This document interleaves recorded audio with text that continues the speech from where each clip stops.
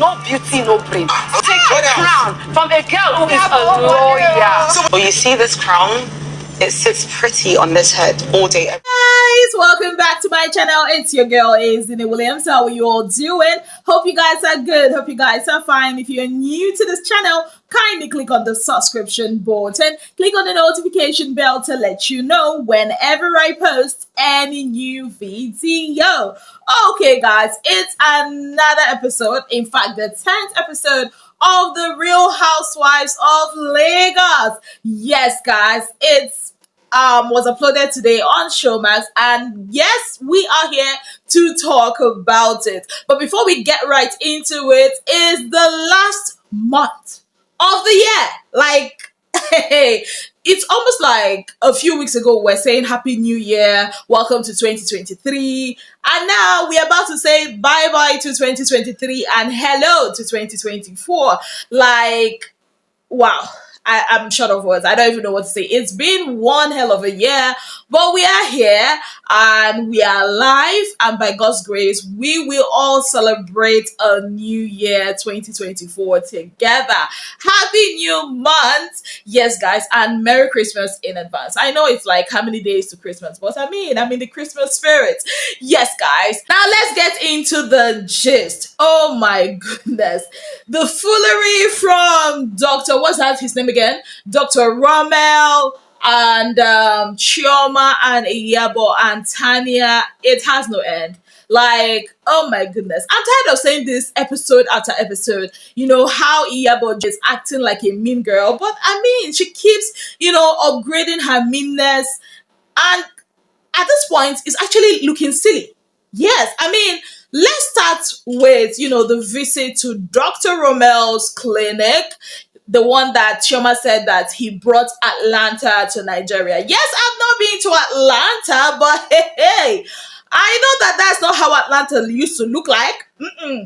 No, there's nothing Atlantic or Atlantaic about that thing. He's bragging that it's a whole whatever, but he could only show us just one room with a big, banner. I'm like, be for real. And who styles Dr. Rommel? Like, I told you guys, I've not known, no, that's a stretch. I've been seeing Dr. Rommel on the red carpet way before he joined the Real Housewives of Lagos, crew. And his styling has always been like, who be this? Who be this person? Like, what was that? What was that thing he was wearing during his confessionals? Oh my goodness, I can't. And this is somebody that is always, talking like he cannot shit. Oh my goodness. So now let's talk about that scene. I think that scene has got to be one of the most annoying scene in this episode, the one that had Chioma, Iyabo, and Tanya visit Dr. Rommel. So I'm going to be dissecting everything that happened in that meeting. Yes, first of all, what was that with Iyabo? Why is she like, oh, Faith cannot just come and think you can upstage, this girl, she's a lawyer, she's a this. Please, Mona, no verse. Has Faith at any point in time, said that she was fighting with Chioma? Have they had any issue whatsoever? I've always thought to myself, what exactly is Iyabo's bone of contention when it comes to Faith? It just clicked this episode. It's all about Chioma. Yes, Chioma is like the bougie girl, the sophisticated girl of the season last season, but now she's been upstaged by a newbie, and they are not having it. They are running helter-skelter. Can you imagine Chioma during her confessional saying, oh, you cannot take this crown? I'm like, who is dragging crown with you? The same crown that Iyabo was telling Dr. Rommel at her outing that she has is still the same. Who is dragging? The Faith is not even trying to drag anything with these ladies. They just hate her because she's Faith. She's a 6 feet tall Amazon goddess. They hate her for it. And whose fault is it? It's their fault. It's their insecurities that are screaming at them. And then they are laughing at Miriam and all of that. Like, if you can take a pause, see the way Tiana, Laura, and Faith talked about the incident that happened with Miriam, and then see the way the other ladies, Chioma, Iyabo, Tanya, and Dr. Romel, I just called Dr. Romel part of the ladies. Hey, he's part of the ladies now. Anyways, if you see the way that they kind of like talked about it, you know that one set of people, are applying caution. You could see Faith tell Toyin that yes, you are furious now, you're angry now, you're upset now, but you guys should kind of like trash things out. And this is Faith that is not even seeing eye to eye with Miriam. But see the people that are actually closer to Miriam, the Iyabo and Co, see the way they were making a caricature of her. I'm like, ha. With friends like that, who needs enemies? I mean, okay. Dr. Rama is a liar from the pit of whatever. He was, telling the ladies that even Faith Googled Tanya and all of that he was not the one. And I'm like, well, thanks to Showmax for actually giving us receipts to, whatever happened that day, because we all saw it.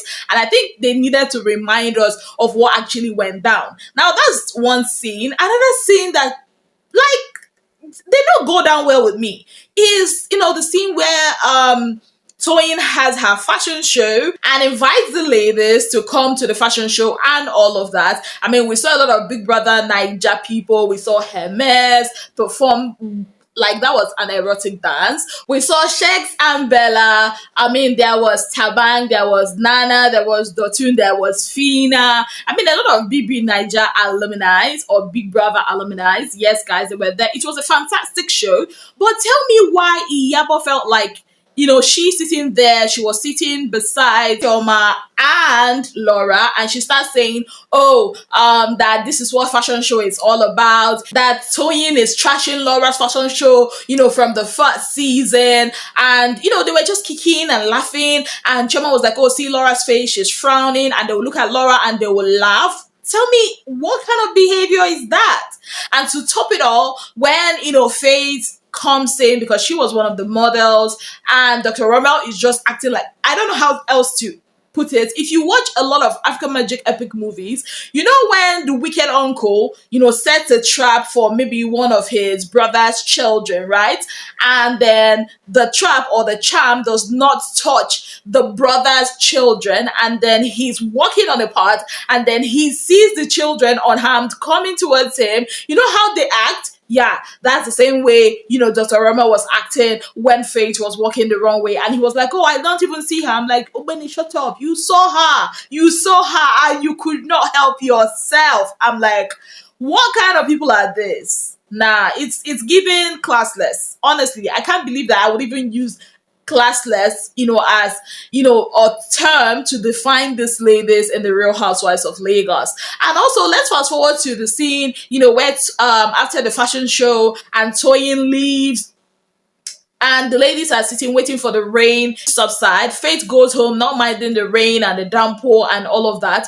And while they were talking, Laura was talking to Dr. Rommel, talking about how, it's not everything she hears. She will talk about, how she's telling Toyin, that if she hears anything about her from any of the ladies, she should come confront her in private, talking about how Miriam and Toyin's fight was so unnecessary. Before we could say Jack, Iyabo just started, don't be, going halfway now. Don't be going halfway. If you want to get to the bus stop, you get to the bus stop. You say, I'm like, even if what you are saying is right, but it wasn't for you. She was not even making reference to you. She was not talking to you. Laura was not talking to her. Laura was talking to Dr. Rommel. And why was she shouting? And Laura was like, we can actually have a conversation without raising our voices. And she was like, I can talk at any pitch I want to talk. I can talk however I want to talk. I mean, who are you to tell me how to talk when you were the one that had your wigs flying the first season, the last season? And I'm like,